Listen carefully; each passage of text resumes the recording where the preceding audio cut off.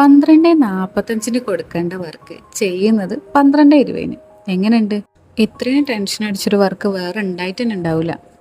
പെങ്ങളെ വെഡിങ് ആനിവേഴ്സറിക്ക് വേണ്ടിയിട്ട് brother order ചെയ്ത ഒരു ഗിഫ്റ്റ് ഹാമ്പറാണ് കേട്ടോ ഇത്. ഹാങ്ങിങ് ഫ്രെയിമിൻ്റെ കൂടെ കുറച്ച് ചോക്ലേറ്റ് ഇൻക്ലൂഡ് ചെയ്തിട്ടാണ് ഇത് ചെയ്തിട്ടുള്ളത്. ഈ കസ്റ്റമർ രാവിലെ മെസ്സേജ് അയച്ചിട്ട് പറഞ്ഞു, ഇന്ന് എൻ്റെ സിസ്റ്ററിൻ്റെ വെഡിങ് ആനിവേഴ്സറി ആണ്, ഒരു ഗിഫ്റ്റ് സെറ്റ് ചെയ്ത് തരണം എന്ന്. ഞാൻ മെസ്സേജ് കാണാൻ കുറച്ച് ലേറ്റായി, ഒരു 11 മണിയായപ്പോഴാണ് ഞാൻ കണ്ടത്. ഞാൻ അതിന് റിപ്ലൈ കൊടുത്ത് എങ്ങനെയാണ് ചെയ്യേണ്ടത്, എന്തൊക്കെ ഇൻക്ലൂഡ് ആക്കേണ്ടത് എന്നെല്ലാം ചോദിച്ചിട്ട് റിപ്ലൈ കൊടുത്തു.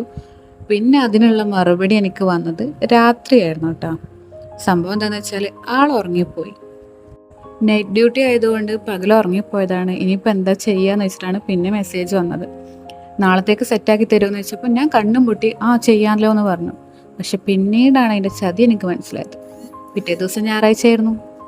രാവിലെ 10 മണിക്ക് കൊടുക്കേണ്ട ഒരു ഓർഡർ ഉണ്ടായിരുന്നു. അത് പിക്ക് ചെയ്യാൻ കസ്റ്റമർ വന്നിട്ടല്ലാതെ എനിക്ക് ഷോപ്പിലേക്ക് പോകാനും പറ്റൂല. ഞാൻ സാധാരണ പ്രിൻ്റ് എടുക്കുന്ന ഷോപ്പ് ഒന്നും തുറന്നിട്ടില്ല. 3-4 ഷോപ്പുകളിൽ പോയിട്ട് ഒന്നും തുറന്നിട്ടുണ്ടായിരുന്നില്ല.